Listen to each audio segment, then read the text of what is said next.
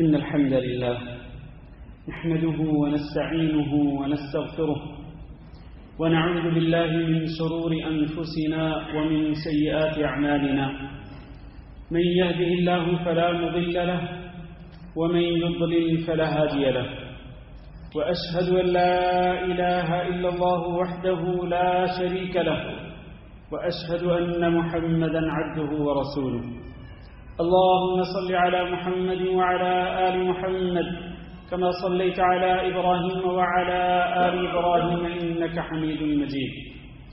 اللهم بارك على محمد وعلى آل محمد كما باركت على إبراهيم وعلى آل إبراهيم إنك حميد مجيد. أما بعد فإن خير الحديث كتاب الله وخير الهدي هدي محمد صلى الله عليه وسلم وشر الأمور محدثاتها وكل محدثة بدعة وكل بدعة ضلالة وكل ضلالة في النار. أعوذ بالله من الشيطان الرجيم. يا أيها الذين آمنوا اتقوا الله حق تقاته ولا تموتن إلا وأنتم مسلمون. يا أيها الناس اتقوا ربكم الذي خلقكم من نفس واحدة وخلق منها زوجها وبث منهما رجالا كثيرا ونساء واتقوا الله الذي تساءلون به والأرحام إن الله كان عليكم رقيبا. يا أيها الذين آمنوا اتقوا الله وقولوا قولا سديدا يصلح لكم أعمالكم ويغفر لكم ذنوبكم ومن يطع الله ورسوله فقد فاز فوزا عظيما. عزیز القدر بھائیوں اور دوستوں اور معززات ماؤں بہنوں بیٹیوں اور خواتین اسلام، اللہ رب العزت کی نعمتوں میں سے ایک بہت بڑی نعمت امن اور نعمت سلامتی ہے. ہم اللہ رب العزت کا شکر ادا کرتے ہیں کہ اللہ رب العزت نے ہمیں بے شمار نعمتوں سے نوازا ہے اور اللہ رب العزت نے ہمیں امن اور سلامتی کی نعمت سے نوازا ہے. ہم یہاں کویت میں مقیم ہیں. الحمدللہ یہ ملک پر امن ملک ہے اور ہمارے ارد گرد کے جو ملک ہیں وہ بھی پر امن ملک ہیں. اور یہ امن اور سلامتی کی نعمت جو ہے یہ کھانے پینے کی نعمت سے بھی زیادہ اہم ہے. اسی لیے اللہ کے نبی حضرت ابراہیم علیہ السلام نے جب مکہ والوں کے لیے دعا کی تھی اپنے اہل و عیال کو وہاں پر چھوڑنے کے بعد، جب وہ واپس ملک شام کی طرف جا رہے تھے تو جانے سے پہلے انہوں نے جو دعا کی تھی اس دعا میں کیا ہے؟ وَإِذْ قَالَ إِبْرَاهِيمُ رَبِّ اجْعَلْ هَذَا بَلَدًا آمِنًا. اس کے بعد فرمایا وَارْزُقْ أَهْلَهُ مِنَ الثَّمَرَاتِ کہ اس شہر کے اس ملک کے رہنے والے لوگوں کے لیے اس ملک کو پرامن بنا دینا. پھر اس کے بعد ان کے لیے دعا کی کہ اللہ ان کو پھلوں کی نعمت سے بھی نوازنا. گویا کہ رزق جو کھانے پینے کا نام ہے اس کی اہمیت بعد میں، اس سے پہلے جو اہمیت ہے وہ نعمت امن و سلامتی کی ہے. تو اللہ رب العزت کا ہم بے پناہ شکر ادا کرتے ہیں کہ ہم پرامن طور پر رہے ہیں، کہ جہاں پر ہماری جانوں کو کوئی خطرہ نہیں ہے، جہاں پر ہمارے مالوں کو کوئی خطرہ نہیں ہے، ہماری عزتوں کو کوئی خطرہ نہیں ہے، ہماری جان بھی محفوظ، عزت بھی محفوظ، مال بھی محفوظ. لیکن میرے بھائیوں، آج ہم ذرا نظر اٹھا کے دیکھیں، ہم ذرا جائزہ لیں کہ آج فلسطین میں کیا ہو رہا ہے اور فلسطین کے شہر غزہ کے اندر کیا ہو رہا ہے. کہ اس پچھلے ایک ہفتے کے دوران غزہ پر ہزاروں نہیں بلکہ لاکھوں ٹن بارود گرایا گیا، لاکھوں ٹن بارود، اور خطرناک طریقے سے، بلکہ فلسطین کی تاریخ کی بدترین بمباری کی گئی غزہ کے اوپر، اور غزہ کے شہریوں کو نشانہ بنایا گیا، شہریوں کے گھروں کو نشانہ بنایا گیا اور ہسپتالوں کو نشانہ بنایا گیا اور ایمبولینسز کو نشانہ بنایا گیا حتیٰ کہ اللہ کے گھروں کو، مسجدوں کو نشانہ بنایا گیا، حتیٰ کہ اسکولوں کو نشانہ بنایا گیا، کوئی چیز نہیں چھوڑی گئی. ہزاروں نہیں بلکہ لاکھوں گھر بالکل ملیا میٹ کر دیے گئے. بڑی بڑی عمارتوں کو گرا کر ان کو زمین کے ساتھ ملا دیا گیا. عمارتیں ہوں، گھر ہوں، ہسپتال ہوں، مسجدیں ہوں، اسکول ہوں، ان سب کو کھنڈرات کے اندر تبدیل کر دیا گیا ہے. آج اب چونکہ یہ سوشل میڈیا کا دور ہے، آج کوئی شخص ایسا نہیں ہوگا کہ جس نے یہ مناظر، خوفناک مناظر، المناک مناظر، دردناک مناظر جس نے نہیں دیکھے ہوں. اور جب ہمارے مسلمان بھائیوں پر، ہماری مسلمان ماؤں اور بہنوں پر اور ہمارے ہی چھوٹے معصوم بچوں پر اس قسم کی بمباری ہو رہی ہے تو اس سب کو دیکھ کر کے دل خون کے آنسو روتا ہے. لیکن میرے بھائیوں، ہم بے بس ہیں، ہم کچھ کر نہیں سکتے ہیں. عملی طور پر ہم کچھ کر نہیں سکتے ہیں، لیکن ہمیں کیا کرنا چاہیے اور ہم کیا کر سکتے ہیں، اس کا جواب انشاءاللہ خطبے کے آخر میں دیا جائے گا. تو غزہ کے مسلمانوں کا جو درد ہے، اس درد کو ہمیں اپنے دل کی گہرائی کے اندر محسوس کرنا چاہیے. ان کی چیخ و پکار ہمارے دلوں تک پہنچنی چاہیے. یہ نہیں کہ ہم آنکھ سے دیکھیں، کان سے سنیں اور پھر ایسے کرتے جیسے ہم نے نہ کچھ دیکھا نہ ہم نے کچھ سنا. ہم میں سے اکثر لوگوں کی حالت یہی ہے کہ اس قدر خوفناک اور المناک مناظر دیکھ کر اور اس طرح کی چیزوں کو سن کر، خبروں کو سن کر، دیکھ کر ہمارے کانوں پر جو تک نہیں ریگتی ہے، ہمیں احساس تک نہیں ہوتا. اس کی وجہ کیا ہے؟ وجہ یہ ہے کہ جس طرح اللہ رب العزت نے فرمایا، وہ آیتیں تو اصل میں یہودیوں کے بارے میں ہیں، لیکن حقیقت میں وہ آیتیں ہمارے اوپر فٹ ہو رہی ہیں. اللہ نے فرمایا ثم قست قلوبكم من بعد ذلك فهي كالحجارة او اشد قسوة. تمہارے دل پتھر ہو گئے، پتھروں کی مانند یا اس سے بھی زیادہ سخت ہو گئے. حقیقت یہ ہے کہ آج ہمارے دل موم نہیں ہوتے اس قسم کے مناظر کو دیکھ کر، اس قسم کی خبروں کو سن کر. ہمارے رونگٹے کھڑے نہیں ہوتے اور ہمارے اوپر کپکپاہٹ طاری نہیں ہوتی، ہمارے اوپر خوف طاری نہیں ہوتا، دہشت طاری نہیں ہوتی. اس کی وجہ کیا ہے کہ ہمارے دل جو ہیں وہ بالکل پتھر دل ہو چکے ہیں، پتھروں سے بھی زیادہ سخت ہو چکے ہیں. جبکہ رسول اکرم صلی اللہ علیہ وسلم کے ارشاد گرامی کیا ہے؟ اللہ کے رسول نے فرمایا کہ مومنوں کی مثال ایک جسم کی مثال ہے. آپس میں ایک دوسرے پر شفقت کرنے اور آپس میں ایک دوسرے پر ترس کھانے میں مومنوں کی مثال ایک جسم کی ہے کہ جسم کے ایک عضو کو اگر بخار ہوتا ہے تو پورے کا پورا جسم تڑپ اٹھتا ہے اور پورے کا پورا جسم اس ایک عضو کی وجہ سے وہ ساری رات جاگتا رہتا ہے، تڑپتا رہتا ہے. جسم میں اگر کسی ایک جگہ پہ درد ہو تو ظاہر ہے کہ پورا جسم بے سکون ہو جاتا ہے، چین اور سکون اور اطمینان چھن جاتا ہے، انسان کی نیند اڑ جاتی ہے.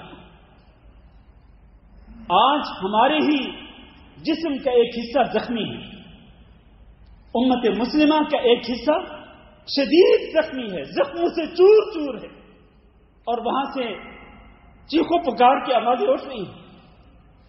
لیکن ہم امت کا حصہ ہونے کے باوجود، اس جسم کا حصہ ہونے کے باوجود ہمارے اندر تڑپ پیدا نہیں ہوتی، ہمیں وہ ٹھیس اور وہ تکلیف جو ہے اس کا احساس نہیں ہوتا. تو میرے بھائیوں، ہم اس تکلیف کو محسوس کریں، یہ ہماری سب سے پہلی ذمہ داری ہے. لیکن دیگر ذمہ داریاں ذکر کرنے سے پہلے ہم ذرا یہ بتلاتے چلیں کہ یہ ہمارے بھائی فلسطین کے بھائی اور یہ غزہ کے ہمارے بھائی، یہ اس سرزمین پر رہتے ہیں کہ جس سرزمین کو اللہ رب العزت نے قرآن مجید کے اندر الارض المبارکہ کہا، الارض التي بارکنا فیہا، بابرکت سرزمین. بابرکت سرزمین سے مراد ملک شام کی سرزمین ہے جس میں آپ کئی چھوٹے چھوٹے ملک آباد ہیں. اس میں اردن بھی ہے، اس میں لبنان بھی ہے، اس میں فلسطین بھی ہے، اس میں شام بھی ہے جس کو آج کے سوریہ کہا جاتا ہے. یہ چاروں ملک ملے تو وہ ملک شام بنتا ہے. تو یہ ملک شام کی جو سرزمین ہے، اللہ رب العزت نے قرآن مجید کے اندر اس کو بابرکت سرزمین قرار دیا۔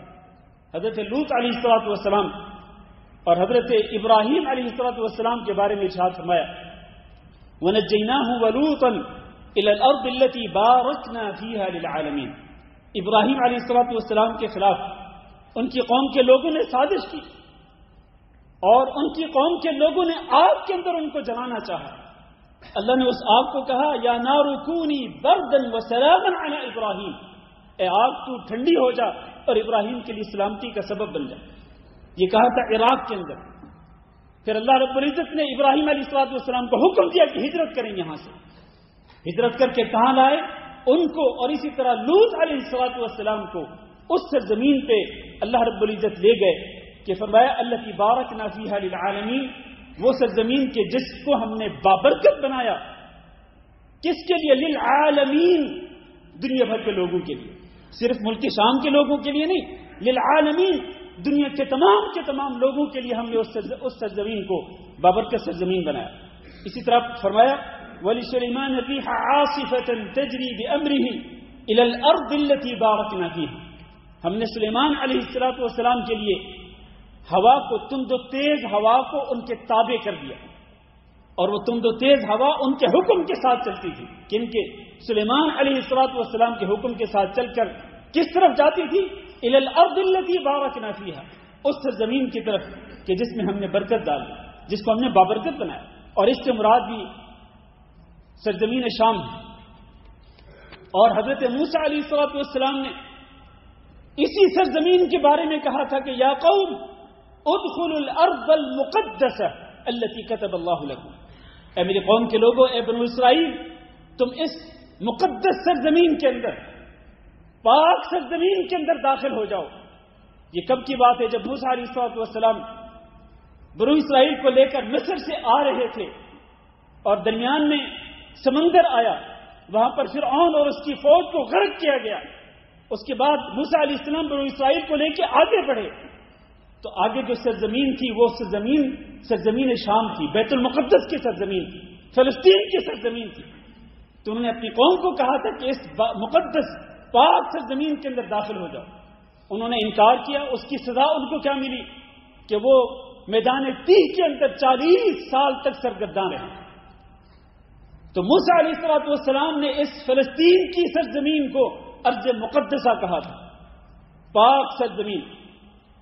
اور میرے بھائیوں، احادیث کے اندر ملک شام کی، فلسطین کی، بیت المقدس کی کئی فضیلتیں ذکر کی گئی ہیں۔ ان میں سے ایک یہ ہے، میں مختصر طور پر بیان کر رہا ہوں۔ رسول اکرم صلی اللہ علیہ وسلم نے ارشاد فرمایا طوبی للشام، شام کے لیے خوشخبری ہے۔ فقلنا لأي ذلك یا رسول اللہ، صحابہ کرام کہتے ہیں ہم نے کہا اللہ کے رسول اس کی وجہ کیا ہے؟ ارض شام کے لیے، ملک شام کے لیے خوشخبری کیوں ہے، اس کی وجہ؟ تو اللہ کے رسول نے فرمایا لأن ملائکۃ الرحمن باسطۃ اجنحتها علیہ، کیونکہ رحمان کے فرشتوں نے اپنے پروں کو اس سرزمین کے اوپر پھیلایا ہوا ہے۔ یہ اس قدر بابرکت سرزمین ہے، تو اس سرزمین کے اندر رہنے والے لوگوں کے لیے خوشخبری ذکر کی نبی کریم صلی اللہ علیہ وسلم نے۔ دوسری حدیث میں نبی صلی اللہ علیہ وسلم نے دعا کی، اور یہ حدیث صحیح بخاری میں ہے۔ آپ نے فرمایا اللہم بارک لنا فی شامنا، اللہم بارک لنا فی یمننا، اللہ ہمارے ملک شام میں برکت دے دے اور ہمارے ملک یمن میں بھی برکت دے دے۔ وہاں صحابہ کرام بیٹھے تھے، کہنے لگے اللہ کے رسول وہ فی نجدنا، اور ہمارے نجد میں بھی برکت کی دعا کر دیجئے۔ نبی صلی اللہ علیہ وسلم نے دوبارہ وہی دعا کی اللہم بارک لنا فی شامنا، اللہم بارک لنا فی یمننا۔ صحابہ کرام نے پھر یہی گزارش کی کہ اللہ کے رسول وہ فی نجدنا، ہمارے نجد کے ملک کے لیے بھی برکت کی دعا کر دیں۔ تو اللہ کے رسول نے فرمایا ہناک الزلازل، وہ جو نجد کی سرزمین ہے، اور اس سے مراد ملک عراق کی سرزمین ہے۔ عراق کی جو سرزمین ہے وہاں پر زلزلے ہوں گے، وہاں پر فتنے کھڑے ہوں گے، اور وہیں سے شیطان کا سینگ بھی طلوع ہوگا۔ تو عراق کی سرزمین کو نبی صلی اللہ علیہ وسلم نے زلزلوں اور فتنوں کی سرزمین قرار دیا، لیکن ملک شام کی سرزمین کے لیے برکت کی دعا کی نبی صلی اللہ علیہ وسلم نے۔ یہ سرزمین کی اہمیت اور اس کی فضیلت کی دلیل ہے۔ ایک اور حدیث میں جو سنن ترمذی میں ہے، نبی کریم صلی اللہ علیہ وسلم نے فرمایا ستخرج نار من حضرموت، حضرموت کے علاقے سے ایک آگ نکلے گی. اور حضرموت کہاں ہے؟ یہ یمن کے اندر ایک شہر ہے. حضرموت سے ایک آگ نکلے گی، وہ کیا کرے گی؟ قبل یوم القیامہ، قیامت کے دن سے پہلے وہ آگ نکلے گی. تحشر الناس، وہ آگ لوگوں کو اکٹھا کر کے لے کے جائے گی. قالوا یا رسول اللہ فما تأمرنا، صحابہ کرام کہنے لگے اللہ کے رسول، جب اس قسم کا فتنہ ہوگا اور اس قسم کی آزمائش آئے گی کہ وہ آگ لوگوں کو آگے لگا لے گی، لوگ آگے آگے ہوں گے، آگ ان کے پیچھے پیچھے ہوگی، کہ اللہ کے رسول ہمیں آپ کیا حکم دیتے ہیں کہ تب جب یہ گھڑی آئے گی تو ہم کیا کریں؟ اللہ کے رسول فرمایا علیکم بالشام، تم ملک شام میں لازمی طور پر سکونت اختیار کر لینا، وہاں پر تم اقامت اختیار کر لینا، تم اس فتنے سے بچ جاؤ. اسی طرح ایک اور حدیث میں نبی صلی اللہ علیہ وسلم نے فرمایا کہ عیسیٰ علیہ السلام کا نزول جو ہے وہ بھی ملک شام کے اندر ہوگا. فرمایا ینزل عیسیٰ ابن مریم علیہ السلام عند المنارۃ البیضاء شرقی دمشق کے مشرق میں جامع مسجد کے سفید مینار کے اوپر حضرت عیسیٰ علیہ السلام کا نزول ہوگا. یہ بات آپ کو معلوم ہے کہ اللہ رب العزت نے حضرت عیسیٰ علیہ السلام کو اس سرزمین سے اٹھا لیا تھا آسمان کی طرف، جب ان کی قوم کے لوگوں نے انہیں قتل کرنے کی سازش کی تھی، تو اللہ رب العزت نے ان کو اٹھا لیا تھا. اور قیامت سے پہلے انہی کا حضرت عیسیٰ علیہ السلام کا دوبارہ نزول ہوگا. لیکن جب ان کا نزول ہوگا تو یہ ہمارے نبی حضرت محمد صلی اللہ علیہ وسلم کے امتی بن کر نازل ہوں گے اور آپ کی شریعت اور آپ کے دین اسلام کی تبلیغ کریں گے. لیکن ان کا نزول کہاں ہوگا؟ ملک شام کے اندر دمشق کی مشرقی سائڈ پہ جامع مسجد کے سفید مینار کے اوپر ان کا نزول ہوگا. اور پھر یہی حضرت عیسیٰ علیہ السلام ہوں گے کہ جو دجال کو قتل کریں گے. انہی کے زمانے کے اندر ان کے ہوتے ہوئے دجال کو قتل کیا جائے گا. اور کہاں قتل کیا جائے گا؟ اسرائیل کے اندر. یہ اسرائیل کا جو ملک ہے، اسی ملک کا ایک علاقہ جس کا نام باب لد ہے، وہیں پر دجال کو جو ہے وہ قتل کیا جائے گا. حضرت موسیٰ علیہ السلام نے، میں اس سرزمین شام، فلسطین، بیت المقدس، اس کی کچھ فضائل ذکر کر رہا ہوں. تو حضرت موسیٰ علیہ السلام کی موت کا جب وقت آیا تھا، وہ حدیث ہم نے پہلے بیان کی تھی اسی منبر سے، کہ ان کی موت کا وقت آیا تو ملک الموت حضرت موسیٰ علیہ السلام کی موت کا پیغام لے کر کے آئے، اور حضرت موسیٰ علیہ السلام نے ان کو تھپڑ مارا تھا.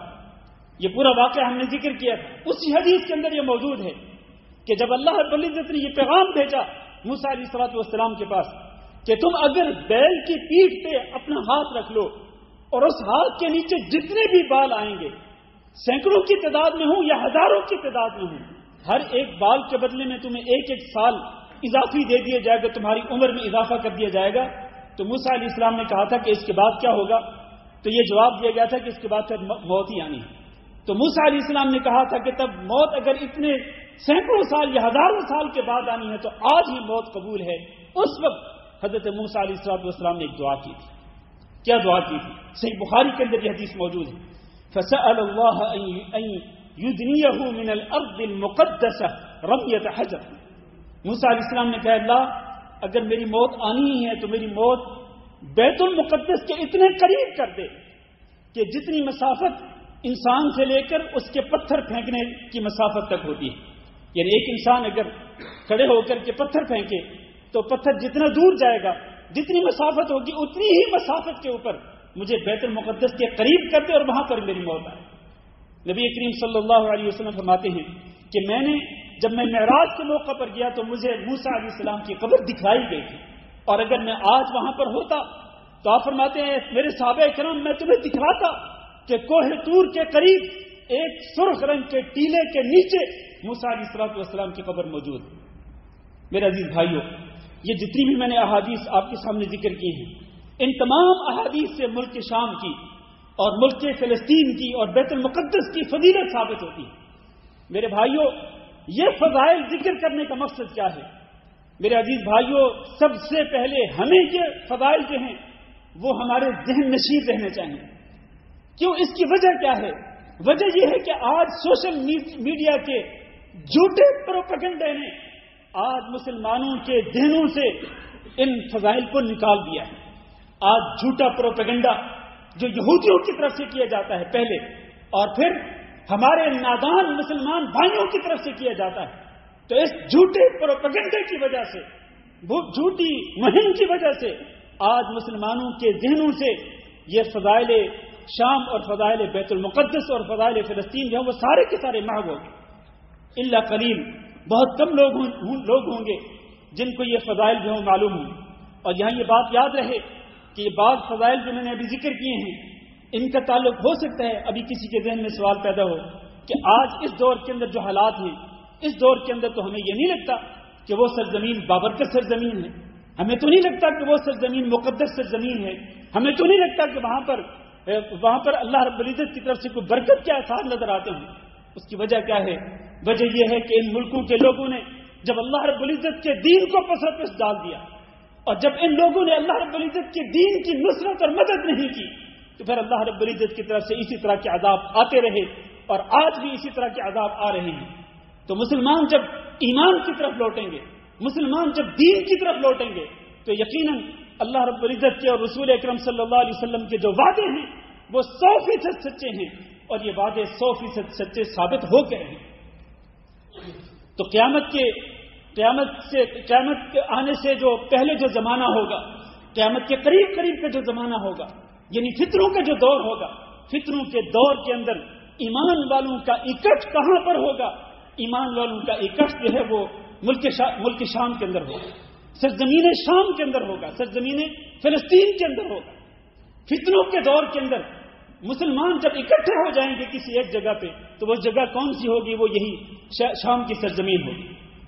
میرے عزیز بھائیوں، آپ کو یاد ہونا چاہیے، معلوم ہونا چاہیے، اور یہ آپ اپنی نسلوں کو باور کرائیں، اپنی اولاد کو اس کی تعلیم دیں کہ یہ سرزمین فلسطین جو ہے یہ انبیاء کی سرزمین ہے، یہ کوئی عام سرزمین نہیں ہے.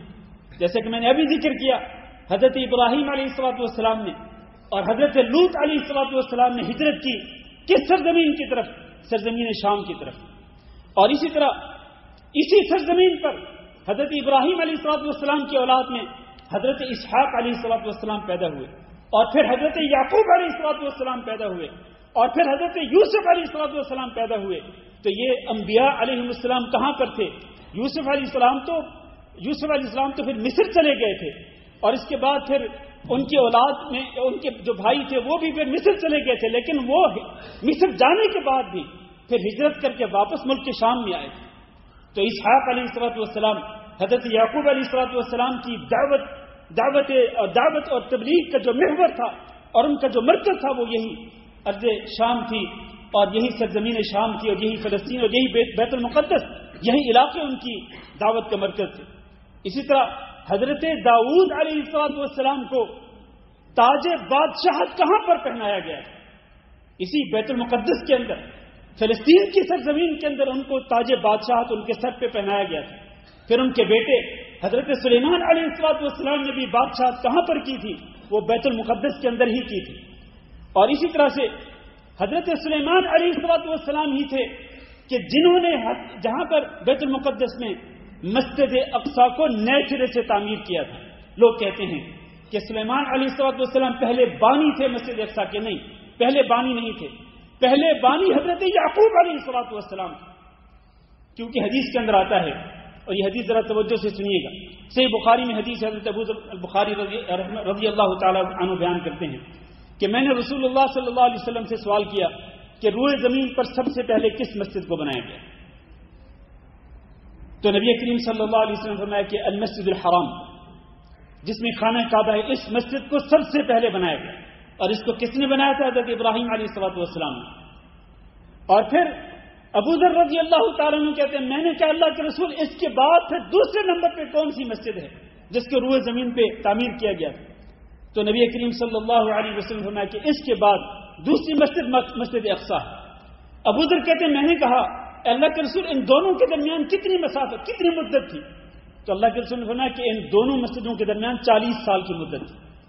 اور 40 سال کی مدت تبھی ہوتی ہے جب مسجد حرام کے بانی، پہلے بانی حضرت ابراہیم علیہ السلام ہوں، اور مسجد اقصی کے پہلے بانی جو ہیں وہ حضرت یعقوب علیہ السلام ہوں. تبھی ان دونوں کے درمیان کی جو مدت ہے وہ 40 سال بنتی ہے. تو سلیمان علیہ السلام جو تھے، جو کہ بہت بعد میں، سینکڑوں سال بعد میں آئے، تو انہوں نے اس مسجد اقصیٰ کو نئے سرے سے تعمیر کیا تھا۔ یہودیوں کا آج دعویٰ یہ ہے، وہ کہتے ہیں کہ یہاں پر ہیکل سلیمانی تھا۔ یہ ان کا جھوٹا من گھڑت دعویٰ ہے۔ سلیمان علیہ السلام نے یہاں پر ہیکل نام کی کوئی چیز نہیں بنائی تھی، کیونکہ آج یہود یہ کہتے ہیں کہ اس مسجد اقصیٰ کو گرانا ضروری ہے اور اس کی جگہ پہ اس ہیکل سلیمانی کو بحال کرنا ضروری ہے جو کہ سلیمان علیہ السلام نے بنایا تھا، اور وہ یہودیوں کی عبادت کے لیے ان کی عبادت گاہ بنائی۔ یہ ان کا جھوٹا دعویٰ ہے، من گھڑت قصہ ہے۔ حقیقت یہ ہے کہ سلیمان علیہ السلام ایک مسلمان نبی تھے، ان کا دین اسلام تھا۔ انہوں نے لوگوں کو دین اسلام کی دعوت دی تھی، تو انہوں نے مسلمانوں کی عبادت کے لیے جو چیز بنائی تھی وہ کیا تھی؟ وہ ہیکل نامی کوئی چیز نہیں تھی، وہ اصل میں مسجد تھی، اور وہ مسجد اقصیٰ تھی۔ اور حقیقت میں مسجد اقصیٰ بھی پہلے سے بنی ہوئی تھی، لیکن سلیمان علیہ السلام نے اس کی تجدید کی تھی، اس کو رینیو کر دیا تھا، اس لیے اس کی نسبت حضرت سلیمان علیہ السلام کی طرف کی جاتی ہے۔ پھر یہی وہ سرزمین ہے میرے عزیز بھائیوں جہاں پر حضرت زکریا علیہ السلام مبعوث ہوئے، اور یہی وہ سرزمین ہے کہ حضرت زکریا کے بطن ان کے ذریعے پھر آگے جو ہے وہ ایک اور نبی حضرت یحییٰ علیہ السلام پیدا ہوئے۔ یہ دونوں نبی حضرت زکریا اور حضرت یحییٰ یہ اسی بیت المقدس کے اندر تھے۔ اور پھر اسی طرح سے حضرت مریم علیہ السلام کے بطن سے حضرت عیسیٰ علیہ السلام کی پیدائش وہ بھی اسی ملک فلسطین کے اندر ہوئی، فلسطین کے اندر ان کی ولادت ہوئی، اور عیسیٰ علیہ السلام اسی سرزمین پر لوگوں کو دعوت اسلام دیتے رہے، لوگوں کو اللہ رب العزت کی توحید کی طرف دعوت دیتے رہے۔ تو یہ سرزمین میرے بھائیوں انبیاء کی سرزمین ہے، اور انبیاء ان سب کا دین اسلام تھا۔ تو لہذا اس سے ثابت یہ ہوتا ہے کہ اصل میں یہ پوری کی پوری سرزمین جو ہے اس کے وارث کون ہیں؟ اس کے وارث انبیاء کو ماننے والے ہیں، اس کے وارث انبیاء کے فالوورز ہیں، اس کے وارث جو ہیں وہ انبیاء کی اتباع کرنے والے ہیں۔ اور انبیاء کی اتباع کرنے والے کون ہیں؟ وہ مسلمان ہیں۔ انبیاء کی اتباع کرنے والے یہودی نہیں ہیں، انبیاء کی اتباع کرنے والے نصرانی نہیں ہیں۔ یہ بات ہمیں اچھی طرح سے سمجھنی چاہیے۔ انبیاء کے حقیقی تابعدار اور فرما بردار جو ہیں اور ان پر صحیح ایمان لانے والے جو ہیں وہ کون ہیں؟ وہ مسلمان ہیں۔ یہاں پہ اس پوری سرزمین کے وارث حقیقت میں مسلمان ہی ہیں۔ یہاں پر یہودی بعد میں آباد ہوئے میرے عزیز بھائیوں۔ ہم اگر اسرائیل کی تاریخ کو پڑھ لیں، آج موقع نہیں ہے کہ میں اسرائیل کی تاریخ بھی آپ کے سامنے بیان کرتا ہوں۔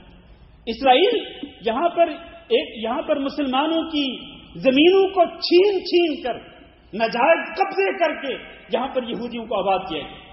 یہاں پر تو اب یہودی تھے ہی نہیں، پھر آہستہ آہستہ ان کی تعداد بڑھائی گئی، اور یورپ سے یہودیوں کو لا کر ان کو ہجرت کروا کے یہاں پر انہیں مفت زمینیں دی گئی، ان کو مفت گھر بنا کے دیے گئے، اور یہاں پر جو ہے وہ ان کو آباد کیا گیا۔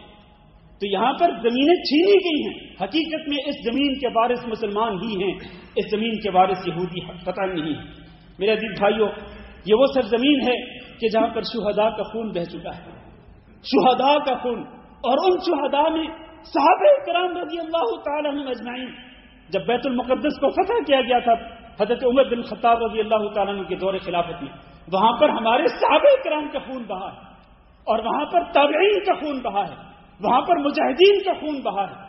تو یہ سرزمین پاک سرزمین ہے جو شہیدوں کے خون سے لطفت ہے۔ تو یہاں پر اصل میں اس سرزمین کے وارث مسلمان ہی ہیں، مجاہدین کے وہ رسا، انبیاء کے وہ رسا، صحابہ کرام کے وہ رسا، وہی اصل میں اس سرزمین کے وارث ہیں۔ اور آپ کو یہ بھی پتا ہونا چاہیے کہ یہی سرزمین جو ہے، فلسطین کی سرزمین جو ہے، یہ علماء کی سرزمین بھی ہے۔ شاید آپ میں سے کم لوگوں کو پتا ہوگا کہ چار اماموں میں سے ایک مشہور امام محمد بن ادریس الشافعی رحمہ اللہ، ان کی پیدائش کہاں پر ہوئی تھی؟ ان کی پیدائش فلسطین کے شہر غزہ کے اندر ہوئی تھی۔ آج جو غزہ یہودیوں کے نشانے کے اوپر ہے، آج وہ غزہ جہاں پر لاکھوں من ٹن جو ہے وہ بارود وہاں پر پھینکا جا رہا ہے، اور مسلمانوں کو جو ہے وہ وہاں سے مٹانے کی کوششیں کی جا رہی ہیں، تو اسی سرزمین پر، غزہ کی سرزمین پر حضرت امام شافعی رحمہ اللہ ان کی پیدائش ہوئی تھی۔ میں بات مختصر کرتا ہوں، اسی سرزمین پر بیت المقدس بھی ہے، مسجد اقصی بھی ہے جو روئے زمین پر اللہ رب العزت کی عبادت کے لیے بنائی جانے والی دوسری مسجد ہے، جیسے کہ میں نے پہلے ذکر کیا، اور یہ مسلمانوں کا قبلہ اول بھی ہے۔ مسلمان جب تک مکہ مکرمہ کے اندر تھے، نبی کریم صلی اللہ علیہ وسلم مکی زندگی کے اندر مکمل طور پر 13 سالہ دور نبوت میں مکہ کے اندر رہتے ہوئے آپ صلی اللہ علیہ وسلم بیت المقدس کی طرف منہ کر کے نماز پڑھتے تھے۔ پھر ہجرت مدینہ کے بعد بھی تقریباً 16-17 مہینے تک مسلمان اسی بیت المقدس کی طرف رخ کر کے نماز پڑھتے رہے، اور یہی وہ مسجد اقصی ہے کہ جہاں سے نبی کریم صلی اللہ علیہ وسلم کا گزر ہوا تھا، جہاں پر آپ صلی اللہ علیہ وسلم سفر معراج کے دوران رکے تھے، اور وہاں پر نبی صلی اللہ علیہ وسلم کی امامت میں تمام کے تمام انبیاء کو آپ کے پیچھے کھڑا کیا گیا۔ یہ وہ مسجد اقصی ہے کہ جہاں نبی صلی اللہ علیہ وسلم امام بن کے آپ نے وہاں پر نماز پڑھائی، اور سارے کے سارے انبیاء آپ کے پیچھے کھڑے ہوئے۔ یہی وہ مسجد اقصی ہے کہ جس کی طرف باقاعدہ ثواب کی نیت سے سفر کر کے جایا جا سکتا ہے، جس طرح کہ مسجد حرام اور مسجد نبوی، اسی طرح مسجد اقصی بھی ہے، ثواب کی نیت سے آپ سفر کر کے جا سکتے ہیں۔ اور نبی کریم صلی اللہ علیہ وسلم نے فرمایا کہ مسجد اقصی کے اندر ایک نماز جو ہے وہ 250 نمازوں سے بھی افضل ہے، 250 نمازوں سے افضل ہے۔ اور حضرت سلیمان علیہ السلام نے جب اس مسجد کو تعمیر کیا تھا، نئے سرے سے اس کی تجدید کی تھی، تو انہوں نے 3 دعائیں کی تھی۔ ان میں سے ایک دعا یہ کی تھی کہ اللہ مجھے فیصلہ کرنے کی توفیق دینا، صحیح صائب درست فیصلہ کرنے کی توفیق دینا جس طرح اللہ تیرے فیصلے ہوتے ہیں۔ دوسرا فیصلہ یہ کیا کہ اللہ مجھے ایسی بادشاہت دے دینا کہ جو میرے بعد کسی اور کو نہ ملے۔ نبی کریم صلی اللہ علیہ وسلم فرماتے ہیں کہ ان کی یہ دونوں دعائیں قبول کر لی گئی۔ تیسری دعا انہوں نے یہ کی تھی جب انہوں نے مسجد اقصی کو بنایا تھا کہ اللہ اس مسجد اقصی میں جو شخص بھی نماز پڑھنے کے لیے آئے تیری رضا کی خاطر، تو اللہ اس کو اس نماز کے بعد اس طرح واپس لوٹانا گناہوں سے پاک کر کے جس طرح کہ ایک بچہ اپنی ماں کے پیٹ سے گناہوں سے پاک ہو کر پیدا ہوتا ہے۔ تو گویا کہ مسجد اقصی کے اندر ایک نماز جو ہے وہ انسان کے گناہوں کی بخشش کا ذریعہ ہے۔ اللہ تعالیٰ سے دعا کرتے ہیں کہ اللہ ہم سب کو مسجد اقصی کے اندر نماز پڑھنا نصیب فرمائے۔ اللہ رب العزت ہمارے مقدر میں کر دے کہ ہم مسجد اقصی میں جا کر نماز ادا کریں۔ میرے بھائیو، اللہ کے لیے کوئی بعید نہیں، اللہ کے لیے کوئی مشکل نہیں ہے۔ اللہ نے وعدہ فرمایا ہے کہ ان تنصروا اللہ ینصرکم ویثبت اقدامکم، اگر تم اللہ کے دین کے مددگار بنو گے تو اللہ رب العزت تمہارا مددگار بنے گا۔ اللہ کا وعدہ ہے کہ انتم الاعلون ان کنتم مؤمنین، اگر تم واقعتاً سچے مومن بن گئے تو پھر اللہ رب العزت نے تمہیں ہی بلندیاں دینی ہیں۔ اور رسول اکرم صلی اللہ علیہ وسلم نے بیت المقدس کی فتح کی پیشین گوئی کی تھی، اور وہ پیشین گوئی پوری ہو چکی ہے، کئی مرتبہ پوری ہوئی ہے، اور آئندہ بھی انشاءاللہ پوری ہوگی۔ اللہ تعالیٰ سے دعا کرتے ہیں کہ اللہ رب العزت بیت المقدس کو آزاد فرمائے، مسجد اقصی کو یہودیوں کے قبضے سے آزاد فرمائے، اور جو یہودی مسلمانوں پہ مظالم ڈھا رہے ہیں، اللہ تعالیٰ سے دعا کرتے ہیں کہ اللہ ان یہودیوں کو نیست و نابود کر دے، اللہ رب العزت ان کو ہلاک و برباد کر دے۔ اللہ ہمارے مظلوم مسلمان بھائیوں کی مدد فرمائے، اللہ ان کے خونوں کی حفاظت کرے، ان کی عزتوں کی حفاظت کرے، اللہ ان کی جانوں اور ان کے مالوں کی حفاظت فرمائے، اللہ رب العزت ان کے زخمیوں کو شفا نصیب فرمائے، ان کے بیماروں کو شفا نصیب فرمائے، اور اللہ رب العزت ان کے شہداء کی شہادتوں کو قبول فرمائے۔ استغفر اللہ لی ولکم ولسائر المسلمین فاستغفروہ انہ هو الغفور الرحیم۔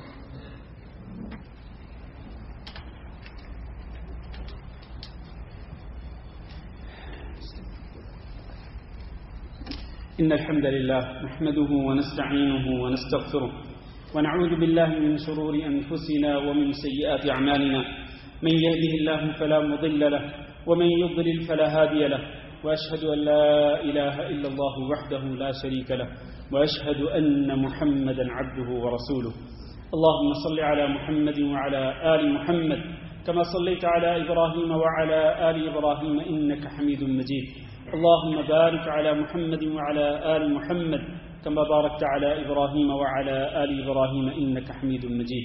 أما بعد، میرے عزیز بھائیو اور دوستو، دنیا میں جو سب سے گندی قوم ہے، سب سے ناپاک قوم ہے، اور سب سے زیادہ بدترین جو قوم ہے دنیا کے اندر، وہ یہودیوں کی قوم ہے۔ اللہ تعالیٰ نے قرآن مجید کے اندر ارشاد فرمایا لَتَجِدَنَّ أَشَدَّ النَّاسِ عَدَاوَةً لِلَّذِينَ آمَنُوا الْيَهُودَ، کہ اے اللہ کے نبی صلی اللہ علیہ وسلم، آپ لوگوں میں سب سے زیادہ دشمن مومنوں کے کن کو پائیں گے؟ یہودیوں کو پائیں گے.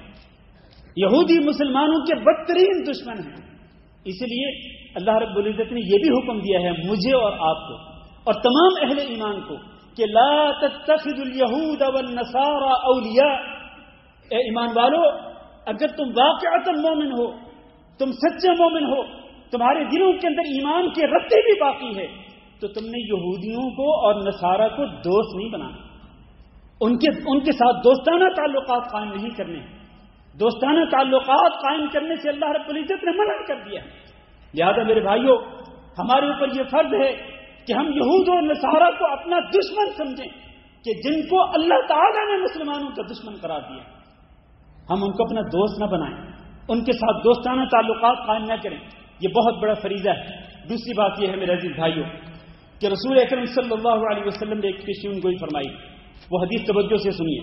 فرمایا لا تقوم الساعة حتى يقاتل المسلمون اليهود. قیامت قائم نہیں ہوگی یہاں تک کہ مسلمان یہودیوں سے جنگ کریں گے. فیقتلهم المسلمون. پھر جب مسلمانوں کی یہودیوں سے جنگ ہوگی تو مسلمان یہودیوں کو چن چن کے قتل کریں گے. یہاں تک کہ حالت یہ ہو جائے گی حتی یختبئ الیہودی من وراء الحجر او الشجر، کہ ایک یہودی جو ہے وہ ایک پتھر کے پیچھے یا ایک درخت کے پیچھے چھپ کر پناہ لینے کی کوشش کرے گا تو پھر وہ پتھر اور وہ درخت بھی بول کر کے کہے گا یا مسلم یا عبداللہ، اے مسلمان، اے اللہ کے بندے، ھذا یہودی خلفی، یہ میرے پیچھے. یہ کون کہے گا؟ پتھر کہے گا، درخت کہے گا کہ اے مسلمان، اے اللہ کے بندے، یہ میرے پیچھے یہودی چھپا ہوا ہے. فتعال فاقتلہ، لہذا آج اس کو قتل کر دو. یعنی اس قدر یہ ذلیل و رسوا ہوں گے یہ لوگ. اور ویسے بھی اللہ تعالیٰ نے یہ قرآن مجید کے اندر ذکر کیا ضربت علیہم الذلہ والمسکنہ وباءوا بغضب من اللہ، کہ ان پر ذلت و رسوائی کو مار دیا گیا، مسلط کر دیا گیا. ذلت کو، رسوائی کو اور اللہ کا غضب اور مسکنت ان کے اوپر جو ہے مسلط کر دی گئی. یہ اللہ کے غضب کے مستحق ہیں. کیوں؟ اس لیے کہ اللہ کے گستاخ ہیں، یہ اللہ کے انبیاء کے گستاخ ہیں، یہ اللہ کے انبیاء کے قاتل بھی ہیں. انہوں نے کئی نبیوں کو قتل بھی کیا ہے، جنہوں نے یہودیوں نے. اور اسی طرح سے میرے عزیز بھائیوں، یہ جو کچھ میں نے ذکر کیا ہے اس سے یہ ثابت ہوتا ہے کہ ایک وقت آئے گا، ابھی یہ یہود دندناتے پھرتے ہیں اور مسجد اقصی کی حرمت کو پامال کر رہے ہیں، یہ مسلمانوں کے خون کی حرمت کو پامال کر رہے ہیں، یہ مسلمانوں کو چن چن کے قتل کر رہے ہیں. لیکن وہ وقت آنے والا ہے انشاءاللہ تعالی، بہت قریب آنے والا. اللہ تعالیٰ سے دعا کرتے ہیں کہ اللہ ہمیں وہ وقت اپنی آنکھوں سے دکھلائے، ہماری زندگی کے اندر وہ وقت آئے کہ جب مسلمان جو ہیں وہ یہودیوں سے اس طرح لڑ رہے ہوں کہ یہ یہودی اس قدر ذلت و خواری کا سامنا کر رہے ہوں، شکست خاص کا سامنا کر رہے ہوں کہ ایک درخت اور ایک پتھر جو ہے وہ بھی کہہ رہا ہو کہ اے مسلمان، اے اللہ کے بندے، آ یہ یہودی چھپا ہو اس کو قتل کر دے، اور پھر مسلمان اس کو جا کے قتل کرے. اللہ تعالی ہمیں وہ وقت دکھلائے. اللہ تعالی مظلوم مسلمانوں کی مدد فرمائے. میرے عزیز بھائیوں، ہم ان مظلوم مسلمانوں کی مدد کس طرح سے کر سکتے ہیں؟ جس طرح میں نے خطبے کے شروع میں کہا تھا، آج ہم بالکل بے بس، ہمارے ہاتھ پاؤں باندھ دیے گئے، ہم جا کر عملی طور پر ان کی مدد نہیں کر سکتے. ایسی قانونی پابندیاں ہم پہ عائد کر دی گئی. لیکن میرے بھائیوں، ایک کام ہے جو ہم کر سکتے ہیں، وہ ہمارے بس میں ہے. وہ کیا ہے؟ سب سے بڑا جو مضبوط ہتھیار ہے جس کے ذریعے ہم ان مظلوم مسلمانوں کی مدد کر سکتے ہیں، وہ اللہ رب العزت کے سامنے دست بدعا ہونا ہے. اپنے ہاتھوں کو اللہ رب العزت کی بارگاہ میں دعا کے لیے پھیلانا ہے اور ان کے حق میں دعا کرنا ہے. اور یہودیوں کے خلاف بددعا کرنا، یہ تو ہم میں سے ہر بندہ کر سکتا ہے. اس پر کوئی پیسہ بھی خرچ نہیں ہوتا. لیکن میرے بھائیوں، اس کے لیے ایمانی غیرت چاہیے، ایمانی حمیت چاہیے، جذبہ چاہیے، احساس چاہیے کہ ہم ان مظلوم مسلمانوں کے ساتھ کھڑے ہوں اور ہم ان کے حق میں دعا کریں. یہی وجہ ہے کہ آج کل یہاں کویت کے اندر مساجد میں ائمہ کرام کو حکم دیا گیا ہے کہ وہ قنوت نازلہ پڑھیں. ہر جہری نماز کے اندر تو پڑھ رہے ہیں الحمدللہ. ویسے بھی انفرادی طور پر بھی ہر مسلمان کی یہ فرض ہے کہ ان مظلوم مسلمانوں کے حق میں دعا کریں. اور اسی طرح جہاں تک ہو سکے پیسہ خرچ کر کے بھی اگر آپ ان کی مدد کر سکتے ہیں، ان مظلوم مسلمانوں کی مدد جس طرح بھی کی جا سکتی ہے کرنی چاہیے. اللہ تعالیٰ سے دعا ہے کہ اللہ ہم سب کو ان مظلوم مسلمانوں کی مدد کرنے کی توفیق دے. اللہ ان مظلوم مسلمانوں کی مدد فرمائے اور ان ظالموں کو اللہ رب العزت تباہ و برباد فرمائے. اللهم اغفر لنا وللمؤمنين والمؤمنات وللمسلمين والمسلمات الأحياء منهم والأموات اللهم إنا نسألك العفو والعافية والمعافاة الدائمة في الدنيا والآخرة. اللهم إنا نسألك رضاك والجنة ونعوذ بك من سخطك والنار. اللهم انصر عبادك المستضعفين في فلسطين وفي كل مكان. اللهم انصر عبادك المستضعفين في فلسطين وفي كل مكان. اللهم احقن دماءهم واحفظ أموالهم وأعراضهم وداو مرضاهم واشف جرحاهم. اللهم ارحم شهداءهم برحمتك يا أرحم الراحمين. اللهم عليك باليهود الظالمين المعتدين. اللهم عليك باليهود الظالمين المعتدين. اللهم احصهم عددا واقتلهم بددا. اللهم اقتلهم بددا. اللهم دمرهم واهلكهم وشتت شملهم إنك على كل شيء قدير. وصل اللهم وسلم على نبينا محمد وعلى آله وأصحابه أجمعين.